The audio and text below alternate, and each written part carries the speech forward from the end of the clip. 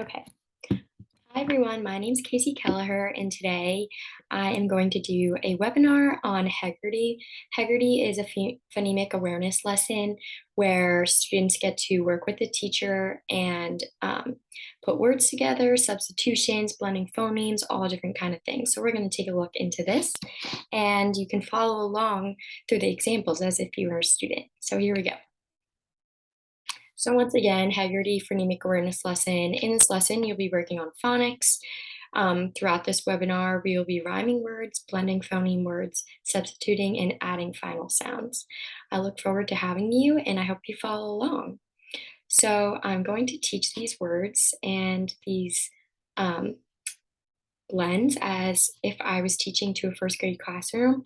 So you can just follow along with me on the other side of the computer, and I hope you enjoy. Okay, so we're going to start off with rhyme production. We'll be producing rhyming words. I will say a word family or a rhyme and a word that rhymes with it. Can you tell me more words that rhyme? Rhyming words have the same middle and ending sounds. Okay, here we go. The first rhyme is eed. An example of this, something that rhymes with eed, is seed. Can you think of any other things that rhyme with eed? So then I would give students a minute to share and raise their hands. And some examples of things they would say would be feed, read, lead, mead, need. And these words all rhyme because they have the same middle and ending sound. The next rhyme is ache. What's a word that rhymes with ache? Students will respond with words that say bake, take, lake, make, snake, week, rake, and more. Those are just some examples of words that rhyme with ache. The next rhyme is ale. I would ask students, does anyone know a word that rhymes with ale? An example of this would be pale. Some other examples that students would contribute would be dale, mail, fail, tail. These are just some of the words that rhyme with the ending ale. And the next rhyme is eep.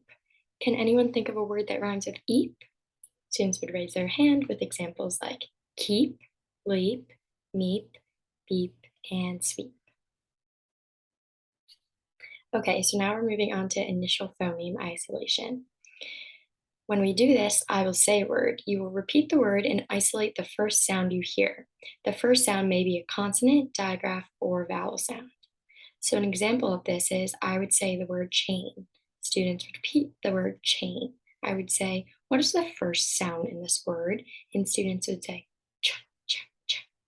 So here we go. You can act along as if you were a student. Say the word computer. What's the first sound in the word computer? K, k, k. What letter makes that sound? Students would respond with K or C, but you explain to them that it's C. The next word is galloping. What is the first sound in the word galloping? G, g, g. The next word is they. What's the first sound in the word they? Students would make the TH sound. The next word is eraser. Can anyone tell me the first word that, sorry, not the first word, the first sound in the letter eraser? E. Good job. All right, now we're moving on. We would say to page 2. So now we're working on blending phonemes. When we read words, we say the sounds and blend them together. I will say 3 sounds and you will blend the sounds into a word. So this is where students would take out their choppers. Choppers is when you put your 2 hands together and we use the words, the sounds of the words, and blend them together to make the word. So an example would be, I would say the sounds ice, nice, and the students would say and repeat what I'm doing. So once again, we would say ice, nice. So let's use our choppers and begin. The first word is leap, leap. The next word is at. What does that make? Hat. The next word is sign, sign. The next word is buzz, buzz. The next one is cage, cage. And the last one is toad, toad.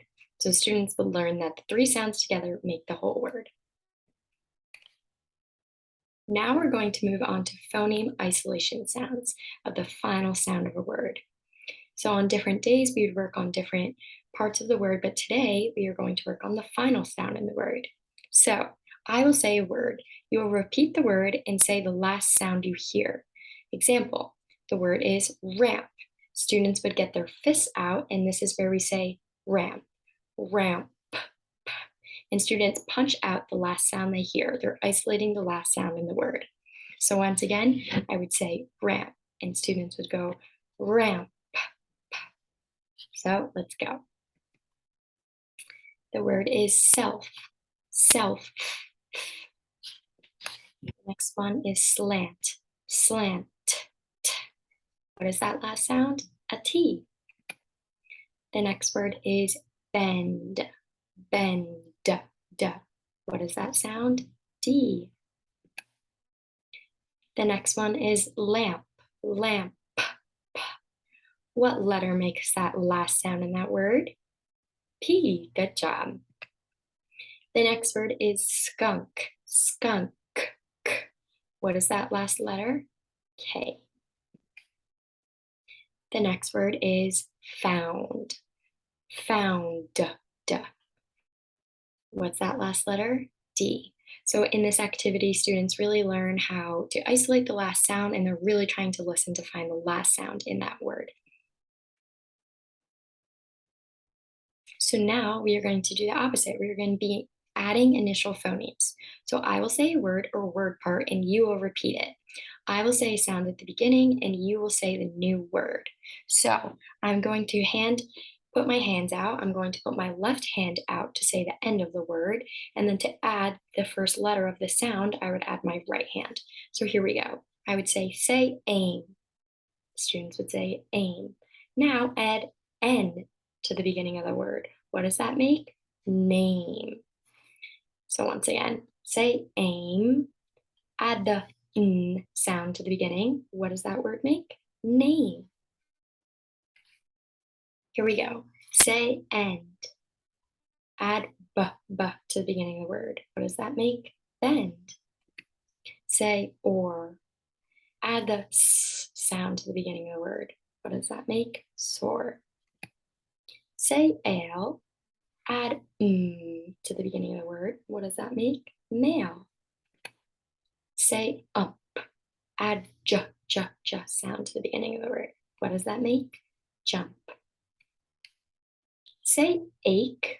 Add the s sound to the beginning of the word. What does that make? Sake. Say in. Add the f sound to the beginning of the word. What does that make? Fin. All right, so we're moving on. So now we're going to delete the initial phonemes. So I'll say a word and you'll repeat it. I will delete or take away a sound at the beginning, and you will say what is left. So once again, the teacher would be at the front. I would say the word pout, and then I would take away my right hand because I'm taking away the first letter in that sound, in that word. So I'd say pout, take away the p sound at the beginning. What is left? Out. All right, so let's do a couple examples. Say name, take away the n sound at the beginning. What's left? Aim. Say dome, take away the d sound. What's left? Ohm. Say land, take away the l sound at the beginning. What's left is and. Say beach, take away the b sound at the beginning. What's left? Each.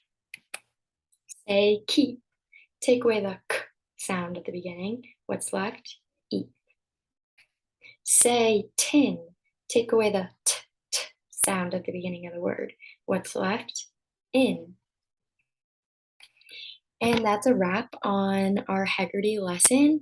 So this is something I do with my students every day at the beginning of each lesson for reading. We work on our phonemic awareness and we add or switch up some of the elements of Heggerty. We follow um, a book that says all of the words and what to do each day, and we follow along, and the students really enjoy punching out the words or chopping the words. This is a great way to have students learn about rhyming words, phonemic substitution, blending words, and really just getting to know their words better so they can become better readers and speakers. So I really hope you enjoyed this webinar. Thanks for joining, and I hope to see you soon. Bye.